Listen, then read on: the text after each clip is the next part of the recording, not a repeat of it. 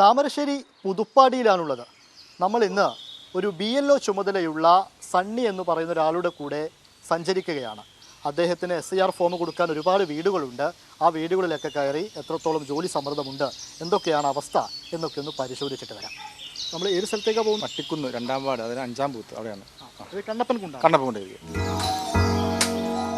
Hello, ആരുമില്ലേ?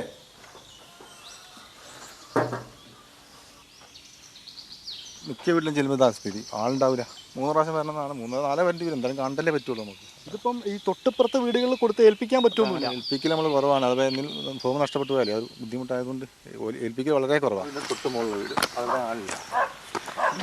നായ കുറക്കുന്നുണ്ട്, പണിയാവോ? അത് നോക്കാം. അമ്മയില്ലേ? ഇതിവിടെ ഡീറ്റെയിൽ എഴുതുക.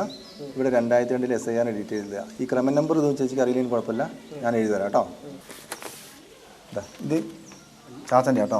ഇത് ചാച്ചൻ്റെ. ഇത് ചാച്ചൻ്റെ ഡീറ്റെയിൽ പൂരിപ്പിക്കുക കേട്ടോ. ഇനി മുന്നോട്ട് പോകണ്ട. ഒരു വീടുണ്ട്, എന്തായാലും പോയേ പറ്റുള്ളൂ. പോകാണ്ടിരിക്കാൻ പറ്റില്ല. എന്തായാലും വീട്ടിൽ ചെന്ന് കൊടുക്കുക തന്നെ വേണം. ഇതിപ്പോൾ തീർക്കാൻ ഇനിയും സമയം അധികം സമയമില്ല, കുറേ സമയമില്ല. അപ്പോൾ നമ്മൾ കഴിയുമ്പോൾ കഷ്ടപ്പെട്ട് നോക്കും. പരമാവധി ശ്രമിക്കണമല്ലോ.